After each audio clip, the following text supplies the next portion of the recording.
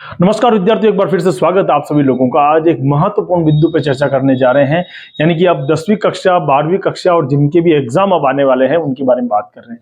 वैसे आज की तारीख से अगर अपन गिनते हैं तो 10वीं कक्षा के लिए लगभग 10 दिन शेष है, यानी भी राजस्थान बोर्ड की जो परीक्षा आयोजित होने जा रही है उसी की हम बात करने जा रहे हैं। और ये महत्वपूर्ण है आप सभी लोगों के लिए कि इन परीक्षा के दिनों में हमें क्या करना है, क्योंकि इसी दौरान आप लोगों की विवाह शादी भी गुजरेगी, घर के आसपास में बहुत सारे काम भी होंगे।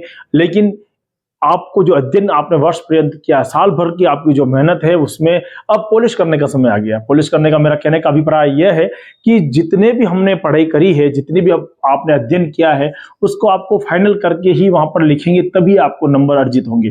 तो सबसे पहले बात कर लेते हैं आज के इस पॉइंट में कि अध्ययन का जो आपका शेड्यूल है उसको आप अपने हिसाब से शेड्यूल बना के पढ़िए। यानी कि कहने का मेरा अभिप्राय साफ है कि आप जो भी स्टडी करने जा रहे हैं, जो भी पढ़ने जा रहे हैं, एक अच्छे ढंग से आप एक शेड्यूल बनाइए और उसके अकॉर्डिंग आप सिलेबस कंप्लीट कीजिए। पहला पॉइंट यही है। आपका जो अभी तक का शेष रह गया है वो आपको देखना है कि आपने क्या पढ़ लिया है, क्या शेष है, और जो बाकी बचा हुआ है उसमें आप किस तरह से उसको और भी अच्छा कर सकते हैं। यहाँ पर आपको ध्यान देने की जरूरत यह है कि जो टॉपिक बिल्कुल आपके लिए बहुत हार्ड बन चुका है और इन 10 दिनों में कंप्लीट नहीं होने वाला है उसके पीछे पढ़ने से, तो आप उसमें टाइम वेस्ट मत कीजिए। क्योंकि आपके पास में लगभग ये मान के चलिए कि 80 नंबर का एक साथ में मार्क्स है, तो 80 नंबर एक ही सब्जेक्ट से हैं, तो आप वहां से लाने के लिए वो टॉपिक चुनिए जिसमें आप पारंगत हैं, अच्छे हैं। जो बिल्कुल शेष बच गया है, ऐसा ना हो कि 5 नंबर के लिए आप लोग जो है अपना सब कुछ खो बैठे। तो सबसे पहले प्लानिंग आपको ये करनी है कि जो विषय है उसको आप विषय के अनुसार बांटिए, उसके अकॉर्डिंग आप तैयारी प्रारंभ कर दीजिए और समय के कवरेज करने के लिए आपको बोझिल नहीं बनना है। ऐसा नहीं होना चाहिए कि आपको लगे कि मैंने एक सब्जेक्ट को पकड़ने के लिए बहुत ज्यादा टाइम दे दिया, ये भी आपके अंदर नहीं होना चाहिए। देखिए, अपन सेकंड पॉइंट्स की अगर हम बात करें, दूसरी बात करें, महत्वपूर्ण टॉपिक को फिल्टर करना। जिंदगी में भी ऐसे बहुत सारे पहलू आते हैं जिनको हमें छांटना पड़ता है। जैसे फॉर एग्जाम्पल आप मानिए कि आपको कहीं पर निकलना है और आपके लिए प्राथमिकता है कि आपको कहीं जाना है, कहीं विवाह में जाना है, कहीं शादी में जाना है या किसी मीटिंग में जाना है, आपको जाना है। उस समय आपके लिए महत्वपूर्ण क्या है, वहां पर निकलना है। लेकिन कल्पना करो कि आपकी गाड़ी में पेट्रोल ही नहीं है, तो आपकी पहली प्राथमिकता हो जाती है कि आप उसमें पेट्रोल डलवाएं। बाकी आप उस जो आपकी जो महत्वपूर्ण कार्य था वो पूर्ण नहीं होगा। तो जो टॉपिक है वो सबसे पहले आपको क्लियर कर लेने होंगे कि आपके पास जितने भी टॉपिक हैं उन टॉपिक्स को आपको एक अच्छे ढंग से क्लियर करना है कि मुझे ये पढ़ना है। जैसे इसमें कह रहा है कि सभी जरूरी नोट्स बना लें, जो हैंड आउट आपने कर रखे हैं पहले उनको इकट्ठा कर लें ताकि अंतिम समय पे रिवीजन में आसानी हो सके। जो पॉइंट्स आपके लिए बड़े महत्वपूर्ण हैं उनको पहले से छांट कर रखना पड़ेगा। और ये हमेशा कहता हूं मैं कि जो तैयारी है वो पहले से होनी चाहिए। तैयारी आपको पहले से कर लेनी है। आप एक हाईलाइटर लीजिए, हाईलाइटर उठाइए, उसमें जितना भी आपको इंपॉर्टेंट लगता है, जितना महत्वपूर्ण लगता है, उस पर आप पहले से मार्क कर दीजिए। एक डायरी उठाइए, उसमें महत्वपूर्ण बिंदुओं को लिख लीजिए सारे के सारे, ताकि आपके पास में कोई ऐसे ना बचे कि यार ये चीज मेरे पास छूट गई। तो ये महत्वपूर्ण है। जो भी महत्वपूर्ण टॉपिक है एक बार उनको आप छांट लीजिए। थर्ड पॉइंट पे अगर अपन जाते हैं तो रटने की जरूरत नहीं है, आपको समझने की कोशिश कीजिए। देखिए, यहाँ पर सबसे महत्वपूर्ण चीज क्या आ जाती है कि हम कई बार कुछ चीजें रट लेते हैं कि या बिना समझे। जैसे कि टिक्नोमेट्री की बात आती है आप लोगों के लिए, 10th क्लास की बात करूं तो टिक्नोमेट्री की बात आती है साहब। तो टिक्नोमेट्री में हम लिखेंगे साहब साइन थीटा, कोस थीटा और टेन थीटा, है ना। साइन, कोस, टेन, कोट, सेक और कोसेक। अब इसको अगर आप चाहे तो अपने अकॉर्डिंग उसको थोड़ा सा हिंट लगा करके, थोड़ा उसको आसान बना करके कर सकते हैं। जैसे साइन और आपने साइन थीटा और कोस थीटा को साथ में लिखा, प्लस लगाइए, दोनों के ऊपर स्क्वायर लगाइए और आगे 1 लगा दीजिए। एक फॉर्मूला ड्राइव हो गया अपने आप में और बड़े ही आसानी से आप ये काम कर सकते हैं। इसी तरह से अगर मान लो आपके पास में वो पूछ ले जीवाणु जनित रोग विज्ञान के अंदर, तो आपको याद रखना पड़ेगा, कुछ ट्रिक लगाइए। जैसे कि न्यू कुत्ता करता है प्ले डीजे पे, तो निमोनिया हो जाएगा, कोष्ठ हो जाएगा, तपेदिक हो जाएगा। कुछ ट्रिक लगाकर याद कीजिए, रटने की जरूरत नहीं है। मैं हमेशा कहता हूँ रटना मतलब यूं समझिए कि थोड़ी देर के लिए आपको याद होगा, फिर आप भूल जाओगे। कई बार आपको 7 के पहाड़े और 8 के जो टेबल है उसमें दिक्कत आती है। क्यों आती है? क्योंकि वो आपने कहीं ना कहीं रटा हुआ है। अगर आपने समझ रखा है तो आपको किसी प्रकार की कोई प्रॉब्लम नहीं आएगी।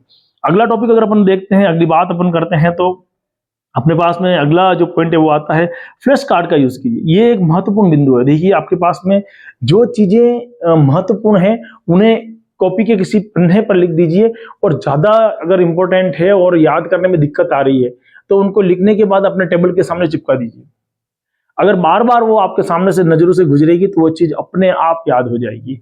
और ये बहुत ही कारगर उपाय है। जो RAS IAS लेवल की तैयारी करते हैं, जो कंपटीशन एग्जाम की तैयारी करते हैं, वो लोग भी यही करते हैं। इवन उनके तो जो अगर मुंह धोने का वॉश बेसिन है उसके सामने भी वो क्या करेंगे, उसको स्ट्रिप चिपका देंगे, ताकि सामने सुबह उठे कोलगेट करते हुए है उस समय भी देखेंगे, तब भी उनको याद हो जाएगा कि ये टॉपिक मेरा महत्वपूर्ण है।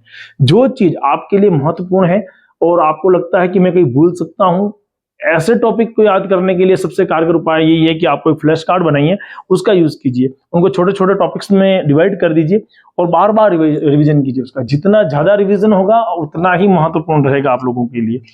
अगला टॉपिक अगर हम बात करें तो अपने पास में आएगा फ्लो चार्ट। फ्लो चार्ट की अपने बात करी है ना।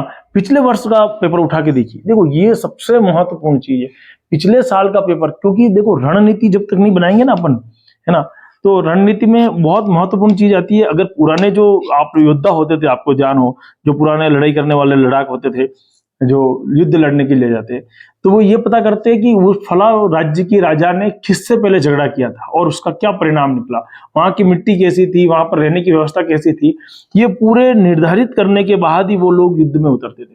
यानी सीधी सी कहानी ये है कि वहां की पद्धति को समझना होगा।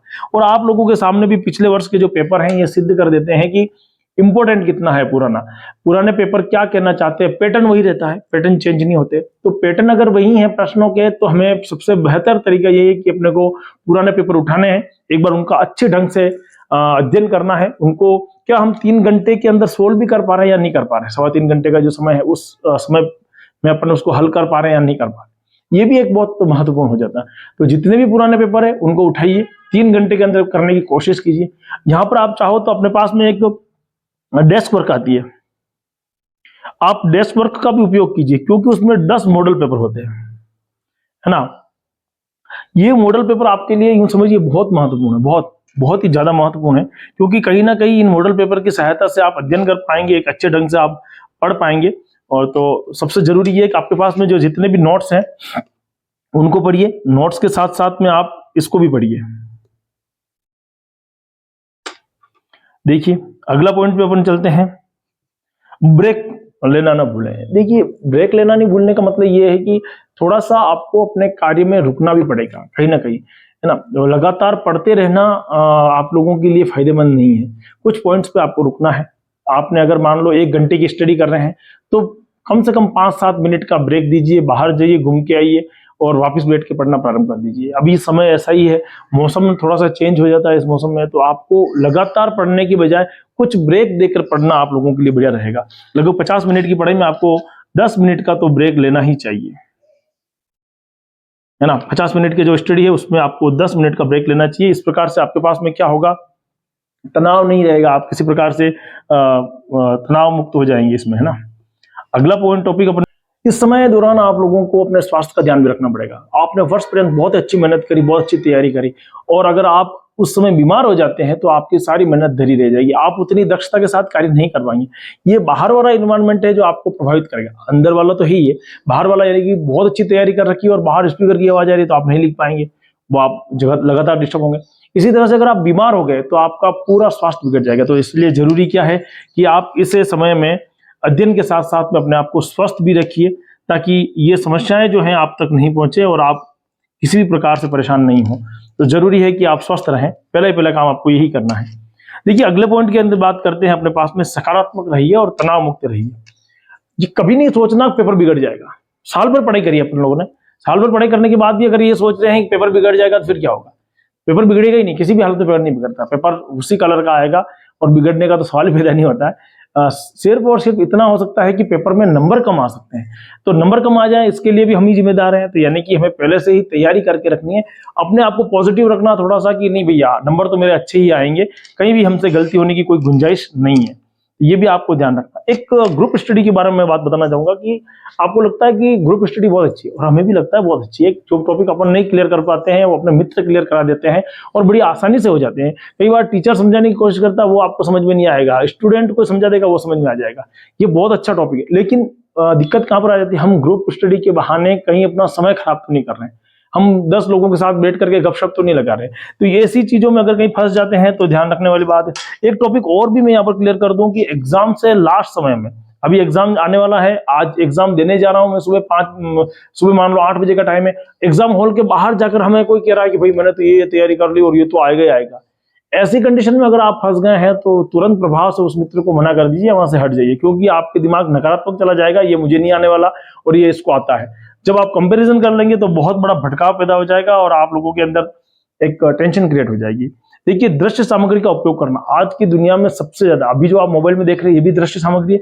तो जो भी चीजें आपको लगता है शॉर्टकट है, कविता है, मैंने अभी आपको एग्जांपल देके बताया कि बहुत सारे ट्रिक्स अपन जो याद कर सकते हैं वो दूसरे से याद नहीं होगा। तो ट्रिक से, एक चार्ट के माध्यम से, फ्लो के माध्यम से आप उसको बनाकर सीखिए। बार बार पुनरावृत्ति करना। अभी आपके पास में लगभग 10 दिन का समय है, उन 10 दिनों के अंदर आप लोगों को बार बार पुनरावृत्ति करनी है, बार बार रिवीजन करना है। जितनी बार आप रिवीजन करेंगे उतना ही शानदार आपका रिजल्ट रहेगा। और सबसे बड़ी बात, परीक्षा से पहले आपको आराम लेना है। साल भर आपने पढ़ाई करी है, उस रात को पढ़ने की आवश्यकता नहीं है। बड़ी आराम के साथ आप नींद निकालिए और अच्छे ढंग से आप सोने के बाद सुबह एग्जाम देने जाइए। और सबसे बड़ी बात, आपको जल्दी शुरू करना है। अब 10 दिन ही बचे हैं, तो अभी से ही आपको ये मान के चलना कि एग्जाम लास्ट तारीख है, यानी कि या कल तारीख है, और जल्दबाजी नहीं करनी है। आपको ये वीडियो कैसा लगा मुझे कमेंट करके जरूर बताना। अपने मित्रों तक पहुंचा देना जो दोस्त आपके 10वीं 11वीं 12वीं में या किसी एग्जाम की तैयारी कर रहे हैं उन तक। और मिलेंगे जब तक नए वीडियो में। जय हिंद, जय भारत।